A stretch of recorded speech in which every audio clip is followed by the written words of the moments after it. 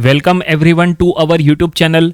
आज के वीडियो में हम एक न्यू यूनिट स्टार्ट करेंगे। यूनिट का नाम है रैशनलाइजेशन और आज हम इसका फर्स्ट प्रॉब्लम स्टडी करेंगे। तो क्वेश्चन आपके सामने है, देखो क्वेश्चन में यहाँ पे क्या लिखा है। क्वेश्चन में लिखा है रैशनलाइज द डिनोमिनेटर। यहाँ पे तीन इसके अंदर प्रॉब्लम्स है, हमें ये तीनों प्रॉब्लम्स को सॉल्व करना है। तो सबसे पहले तो आपको ये पता होना चाहिए कि रैशनलाइजेशन क्या होता है। तो इसका डेफिनेशन सुनिए, काफी सिंपल है। देखो कोई भी फ्रैक्शन, जैसे ये देखो यहाँ पे ये जो तीन फ्रैक्शन दिए हैं, ये फर्स्ट सेकंड थर्ड, ये तीनों फ्रैक्शन में कॉमन क्या है?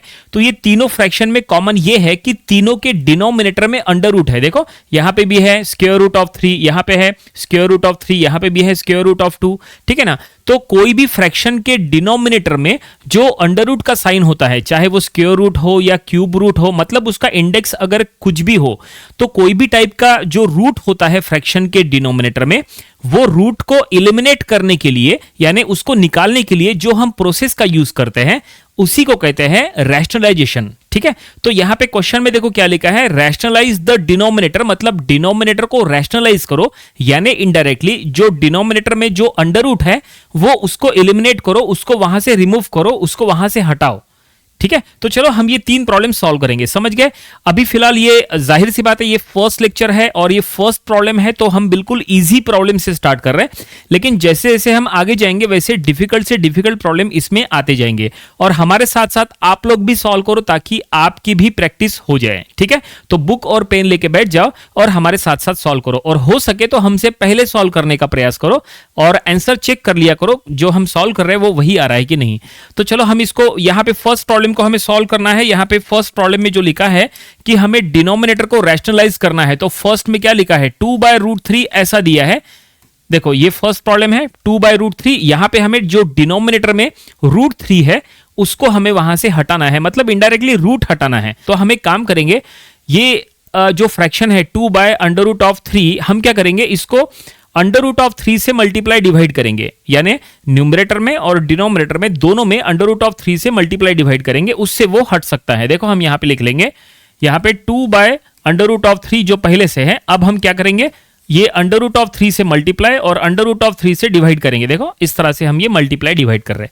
इससे यहां पे क्या होगा, इससे हम इसको ऐसा लिख सकते हैं, यहां पे दैट इज न्यूमरेटर में हो जाएगा 2 × √3 और डिनोमिनेटर में हो जाएगा √3 × √3। ठीक है, इस तरह से, यानी ही यहां पे हम लिख सकते हैं 2 √3 और डिवाइडेड बाय √3 × √3, यानी ही यहां पे हम ऐसा लिख सकते हैं। चलो स्टेप वाइज सॉल्व करेंगे। √3 का होल स्क्वायर चलेगा, आप डायरेक्टली 3 लिख सकते हैं, लेकिन हमने कहा था ना फर्स्ट प्रॉब्लम है तो बिल्कुल स्टेप वाइज चलेंगे, बिल्कुल इजी वे से चलेंगे। तो देखो √3 को हमने यहाँ पे मल्टीप्लाई कर लिए, तो √3 का स्क्वायर हो गया, और अब अंडर और जो स्क्वायर है वो यहाँ पे कट जाएगा और क्या बचेगा, 2√3 डिवाइडेड बाय 3 बचेगा। तो फाइनली फर्स्ट प्रॉब्लम को हमने यहां पे सॉल्व कर लिया है। फर्स्ट ये जो फ्रैक्शन दिया था, इसको, इसके डिनोमिनेटर को हमें रैशनलाइज करना था, तो ये देखो डिनोमिनेटर को हमने रैशनलाइज कर लिए है, हमें ये यहां रिजल्ट मिला है फर्स्ट का आंसर 2√3/3।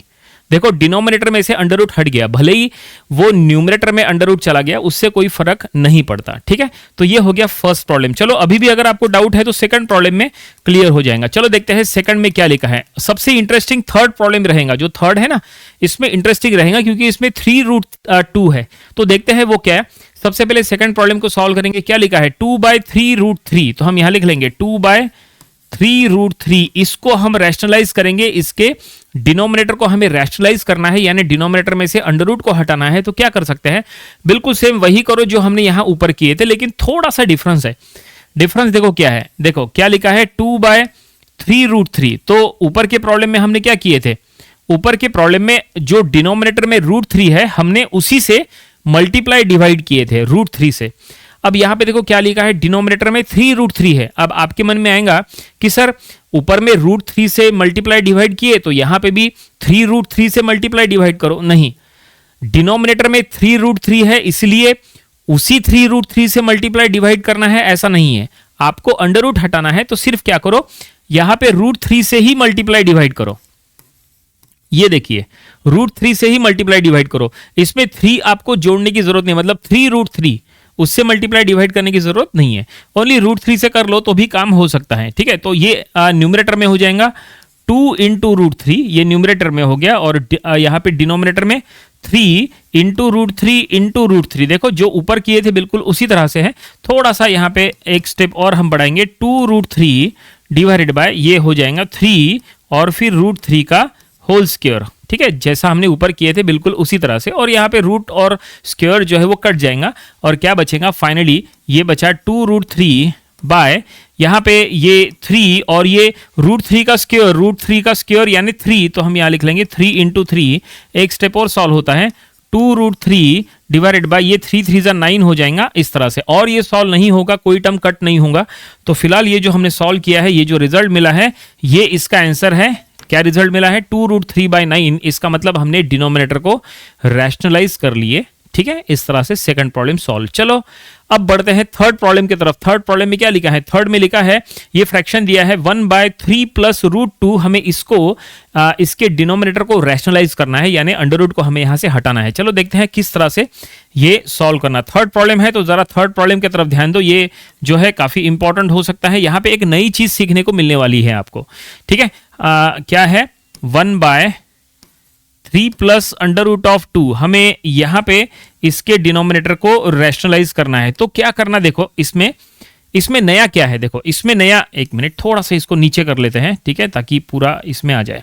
तो इसमें नया क्या है, देखो नया इसमें यह रहेगा कि डिनोमिनेटर में 3 प्लस अंडर रूट ऑफ 2 है, मतलब एक इक्वेशन टाइप का है। तो ऐसे में क्या करना, आपको जो डिनोमिनेटर में जो इक्वेशन टाइप दिया है उसके कॉन्जुगेट से मल्टीप्लाई डिवाइड करो। क्या कहा, ये जो 3 प्लस रूट 2 है इसका कॉन्जुगेट निकालो और उससे मल्टीप्लाई डिवाइड करो। कॉन्जुगेट मतलब क्या, तो ये जो 3 प्लस रूट 2 है ना, 3 प्लस रूट 2 का कॉन्जुगेट हो जाएगा 3 माइनस रूट 2, मतलब इसका अपोजिट। यहां पे प्लस है तो उसका अपोजिट क्या रहेगा, माइनस। तो 3 प्लस रूट 2 का कॉन्जुगेट 3 माइनस रूट 2, उससे मल्टीप्लाई डिवाइड करो। ठीक है, तो हम यहां लिख लेंगे, यहां पे 1/3 प्लस रूट 2 है, इसके कॉन्जुगेट से मल्टीप्लाई डिवाइड करना है, यानी 3 माइनस रूट 2 से मल्टीप्लाई डिवाइड करना है। तो देखो मल्टीप्लाई कर लिए और ये हमने डिवाइड भी कर लिए, ये देखिए। ठीक है, 3 माइनस रूट 2 ऊपर भी आया और नीचे भी आया, जो कि इसका कॉन्जुगेट है, 3 प्लस रूट 2 का कॉन्जुगेट। अब बस इसको सॉल्व करो, इसको सॉल्व करने से आपका डिनोमिनेटर जो है वो रैशनलाइज हो जाएगा। तो हम ये सॉल्व करेंगे, देखो न्यूमरेटर में ये यहां लिख लेंगे 3 माइनस रूट 2, ये न्यूमरेटर में। अब डिनोमिनेटर में देखो इसको भी हम ब्रैकेट में दे देते हैं, तो यहां पे हम लिख लेंगे 3 प्लस रूट 2, 3 माइनस रूट 2, ऐसा। अब क्या होगा, अब इसके बाद क्या होगा, तो यहां पे एक फार्मूला यूज करो। देखो फार्मूला हम आपको लिख के देते हैं अभी। अगर आपके पास कोई भी फार्मूला नहीं होता है या अगर आपको कोई नया फार्मूला दिखता है, तुरंत अपने नोटबुक में लिख लिया करो। देखो फार्मूला यहां पे एक ऐसा लिखा के दे रहे, a square minus b square का एक फार्मूला आता है जो कि है a minus b a plus b. देखो ये स्टैंडर्ड फार्मूला है, अब हम इसका यहां पे यूज करने वाले हैं। क्या फार्मूला है, a square minus b square, ये होता है a minus b a plus b. ये एक स्टैंडर्ड फार्मूला है, इसका हमें यहां पे यूज करना है। कैसे, देखो ये जो है 3 प्लस रूट 2, यानी ये a के प्लेस पे, देखो ये है a, ठीक है ना, ये a है और ये b है, और यहां पे भी ये a है और ये b है, और यहां पे प्लस है और यहां पे माइनस है। देखो यहां पे फार्मूला यहां पे तैयार हो रहा है, देखो मतलब ये a plus b a minus b, ठीक है, a plus b a minus b के फॉर्म में है, मतलब ये फॉर्म में है, देखो a plus b a minus b. ठीक है, तो अगर ये फॉर्म में है तो हम इसको ए स्क्वायर माइनस बी स्क्वायर लिख सकते हैं। a क्या है, a है 3 एंड b क्या है, b है रूट 2, तो हमें इसको ए स्क्वायर माइनस बी स्क्वायर के फॉर्म में लिख लेना है। तो चलो अब हम लिखते हैं, स्टैंडर्ड फार्मूले का हम यहां पे यूज कर रहे हैं। न्यूमरेटर एज इट इज रहेगा 3 माइनस रूट 2, न्यूमरेटर को फिलहाल कुछ मत करो। डिनोमिनेटर में यहां पे हम ये फार्मूला यूज कर रहे हैं, ए स्क्वायर माइनस बी स्क्वायर, ए स्क्वायर यानी 3 का स्क्वायर एंड बी स्क्वायर यानी रूट 2 का स्क्वायर। ये देखिए इस तरह से है, बिल्कुल सही है, क्योंकि a की वैल्यू 3 है और b की वैल्यू रूट 2 है। ठीक है, फार्मूला यहां पे यूज कर रहे हैं। तो देखो ए स्क्वायर माइनस बी स्क्वायर के फॉर्म में यहां पे बता देते हैं कि a, ये देखो ये a है और ये है b। ठीक है, इस तरह से, तो ए स्क्वायर माइनस बी स्क्वायर, बस इसका स्क्वायर कर लो तो जो आंसर आएगा वही जो है इसका आंसर हो जाएगा फाइनल। तो न्यूमरेटर में है 3 minus root 2 as it is रखो, और डिनोमिनेटर में 3 का स्क्वायर यानी क्या होता है 9, ठीक है, माइनस, अब ये रूट 2 का स्क्वायर क्या होता है, रूट 2 का स्क्वायर यानी 2, तो 9 माइनस 2 कर लो तो 7, तो बस यहाँ पे कर लेंगे 3 minus root two numerator as it is और 9 माइनस 2 करो 7 और ये सॉल्व नहीं होगा, इसको आपको यहीं पे स्टॉप करना पड़ेगा। तो ये क्या हुआ, यही हमारा रिक्वायर्ड आंसर है, यानी ये थर्ड प्रॉब्लम भी सॉल्व हो चुका है। उम्मीद करते हैं कि तीनों प्रॉब्लम्स में जो डिनोमिनेटर को रैशनलाइज करना था वो कॉन्सेप्ट आपको पूरी तरह से समझ में आया होगा। ठीक है, ये इजी प्रॉब्लम से स्टार्ट किए, थोड़ा सा फिर और आगे गए और फिर लास्ट में हमने थोड़ा सा डिफिकल्ट प्रॉब्लम सॉल्व किए इस तरह से। तो ये प्रॉब्लम आपको अपनी प्रैक्टिस बुक में जरूर सॉल्व करके देखना चाहिए। उम्मीद करते हैं कि हमारे साथ साथ आपने भी सॉल्व किए होंगे। अब इसके आने वाले वीडियोस में हम डिफिकल्ट से डिफिकल्ट प्रॉब्लम लिया करेंगे। ये था रैशनलाइजेशन, ये यूनिट का फर्स्ट प्रॉब्लम। तो मिलते हैं अगले वीडियो में एक नए प्रॉब्लम के साथ। Thank you very much.